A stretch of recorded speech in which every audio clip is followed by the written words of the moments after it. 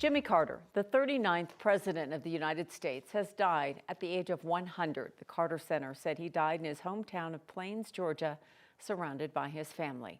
Carter personified the American dream, rising from a farm life in the rural South to become president and a Nobel Peace Prize winner. Carter entered hospice care in February of 2023, spending his remaining time with his family. Tonight, the country and those all around the world are remembering his life and the legacy he left behind. He was born and raised in Plains, Georgia. He went on to go to the U.S. Naval Academy and served in the Navy. After coming home, he took over his family's peanut farm, made that a success. Then a political career started as a Georgia state senator before becoming that state's governor. Later, he narrowly defeated Gerald Ford in 1976 to win the presidency. As a private citizen, Carter began a new career, helping to build homes for the poor in America. He made Habitat for Humanity an international name while focusing on global humanitarian issues. That later earned him the Nobel Peace Prize in 2002. It was 9 years ago he was diagnosed with melanoma, which spread to his brain, but he still stayed active and even taught Sunday school. His lasting legacy also left a mark here in Denver. He helped to build several homes and repair many more in Globeville. I'm proud that I got to meet him, for the 5-10 minutes that I did get to stand next to him and talk to him and didn't hear him talk, and I'm proud of it. He's just a good man, him and his wife. I mean, they helped out so many people, so many people. President Carter's death comes a little more than a year after his wife Rosalind passed away. Carter even got to vote in the last election, completing one of his final wishes. The White House says they are now preparing for a state funeral. We're going to have much more on Carter's impact in our state coming up on 9 News at 9 and 10. The other big story here on this Sunday is the weather. Very warm, very mild across Denver. Temperatures hovering around 60 degrees. Windy changes are on the way, though. Serious wind to start out the work week. We're expecting some very strong and gusty winds to move in, and that will add to the high fire danger. We're familiar with this in December, and it's scary. Red flag warnings have already been issued for most of the day tomorrow. 9 News Weather Impact Team meteorologist Corey Reppenhagen joining us now. And so how strong are we talking about these winds? Well, we could see winds as strong as 75 miles per hour right here around the Denver metro area. And it's a little unnerving coming exactly 3 years from the date of the start of the Marshall Fire. We'll have very high fire concerns along with that.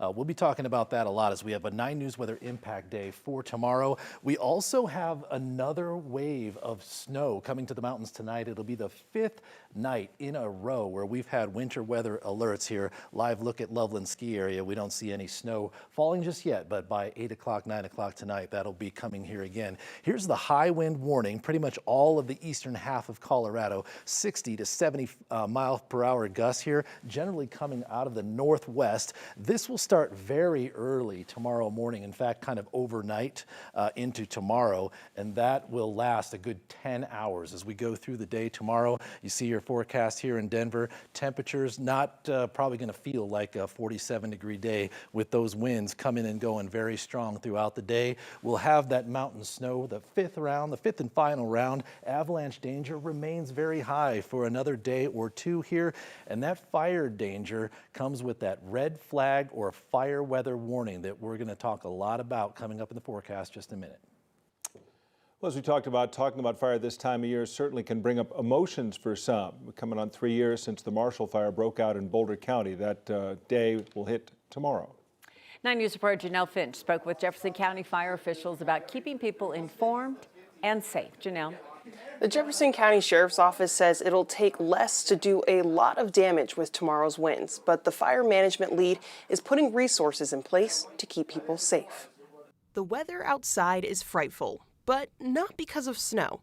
The opposite, actually. December's been an extremely dry month. With the dry weather and high winds in the forecast, people along Colorado's Front Range to the foothills are preparing for potential wildfires. And so the wind with those fuel conditions has the potential for large fire growth, especially in the lower elevations, similar to what we saw with the Marshall Fire up in Boulder County in 2021, that catastrophic fire event.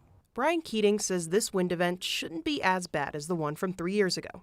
But as the fire management officer for the Jefferson County Sheriff's Office, he has to stay ready for anything. We are always heightened year-round, and we monitor the conditions. We work with our partners. We coordinate in responses just to make sure that we're prepared year-round for a wildland fire. Keating says county fire departments will be at a higher staffing level to respond quicker if needed. He says anyone living in Jeffco can also have a hand in prevention. With the start of a new year around the corner, Keating is keeping an eye on any fire starts he can help stop. And because December was so dry, if we continue that trend, then that could mean an earlier start to our summer fire season as well. So everything, there's a domino effect. So it's very important to monitor those conditions. On top of the red flag warning tomorrow, Jefferson County says it'll also be under a temporary stage 1 fire ban through midnight to lower the chances of a fire. Janelle Finch, 9 News. So familiar with this, Janelle, and 3 years ago, it feels like yesterday. And for anyone that was impacted, it must still. So scary. Absolutely. Yeah. All right. Thank you. A busy day for law enforcement across the Denver metro area. We start with Denver police now investigating a shooting that injured 3 people early this morning. It happened on East Jewel near I-25 in South Denver. All 3 people went to the hospital. It's unclear how badly they're hurt. Police haven't said if anyone's been arrested. Of course, we'll update you as information becomes available. In Aurora, officers responded to a deadly car crash at 225 in East Iliff. Police say the 2 cars crashed. One of them had 2 people inside. One person died at the scene, the other taken to the hospital with life-threatening injuries. The other car had 3 people. They were treated at the scene. Police believe high speed was a factor, now saying an investigation is underway. That crash closed all the lanes of I-225 for several hours this morning. They have since reopened. A suspect connected to a murder from July is in custody by Aurora police. Deputies had a warrant out for this man, 32-year-old Bryant Beecher. He's accused of murder and attempted murder in a shooting at an apartment off of East 30th Avenue. Police say that 2 people were shot. One of them died. Beecher is the 2nd suspect now in custody.